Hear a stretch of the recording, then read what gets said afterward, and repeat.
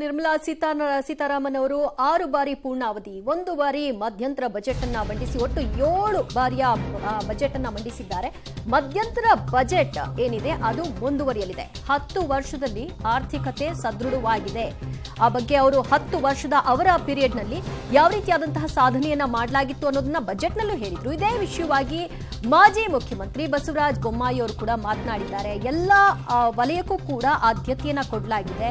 ಉದ್ಯೋಗ ಸೃಷ್ಟಿಗೆ ಸಾವಿರಾರು ಕೋಟಿ ವಿನಿಯೋಗ ಮಾಡಲಾಗುತ್ತೆ. ದೆಹಲಿಯಲ್ಲಿ ಬಜೆಟ್ ಕುರಿತಾಗಿ ಬೊಮ್ಮಾಯಿಯವರ ಪ್ರತಿಕ್ರಿಯೆ. ಮಧ್ಯಂತರ ಬಜೆಟ್ ಅನ್ನ ಮುಂದುವರಿಸಲಾಗಿದೆ ಅನ್ನೋದರ ಬಗ್ಗೆ ಅವರು ಮಾತನಾಡಿದ್ದಾರೆ. ಸಂಸದರು ಬಸವರಾಜ ಬೊಮ್ಮಾಯಿ ಅವರು ಏನು ಹೇಳಿದ್ದಾರೆ ನೋಡೋಣ.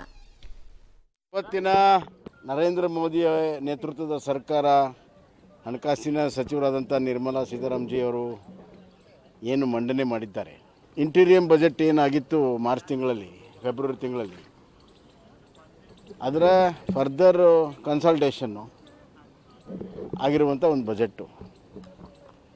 ನರೇಂದ್ರ ಮೋದಿಯವರ 10 ವರ್ಷದ ಆರ್ಥಿಕತೆ ಏನು ಇವತ್ತು ಸದೃಢ ಆಗಿದೆ, ಅದರ ಹಿನ್ನೆಲೆಯಲ್ಲಿ ಮುಂದಿನ 5 ವರ್ಷ ವಿಕಸಿತ ಭಾರತ ಮಾಡುವಂಥ ಹಿನ್ನೆಲೆಯಲ್ಲಿ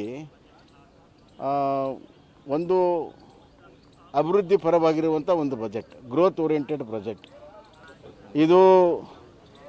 ಅದು primary sector, agriculture, manufacturing sector ಮತ್ತು ಸರ್ವಿಸ್ ಸೆಕ್ಟರ್ ಮೂರಕ್ಕೂ ಬಹಳ ಮಹತ್ವವನ್ನು ಕೊಟ್ಟಿದ್ದಾರೆ.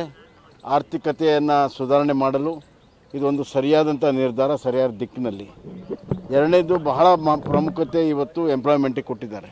ಎಂಪ್ಲಾಯ್ಮೆಂಟ್ ಜನ್ರೇಷನ್ಗೆ ಎಲ್ಲ ರಂಗದಲ್ಲೂ ಕೂಡ ಪ್ರೋತ್ಸಾಹವನ್ನು ಕೊಡುವಂಥ ಕೆಲಸವನ್ನು ಕೇಂದ್ರ ಸರ್ಕಾರ ಇವತ್ತು ಘೋಷಣೆಯನ್ನು ಮಾಡಿದೆ.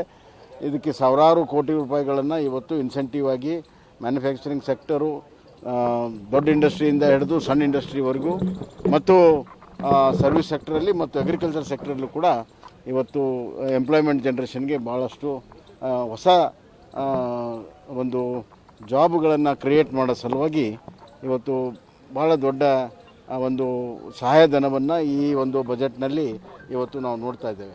ಅದರ ಜೊತೆಗೆ ವಿಕಸಿತ ಭಾರತಕ್ಕೆ ಭಾಳ ದೊಡ್ಡ ಇಂಬನ್ನು ಕೊಟ್ಟಿರುವಂಥದ್ದು ಇನ್ಫ್ರಾಸ್ಟ್ರಕ್ಚರ್. 1 ಲಕ್ಷ ಕೋಟಿಗಿಂತ ಹೆಚ್ಚು ಅನುದಾನ ಇವತ್ತು ಇನ್ಫ್ರಾಸ್ಟ್ರಕ್ಚರ್ಗೆ ಕೊಟ್ಟಿರುವಂಥದ್ದು. ಈಗ ನಡೀತಿರುವಂಥ ಪ್ರಾಜೆಕ್ಟ್ಸ್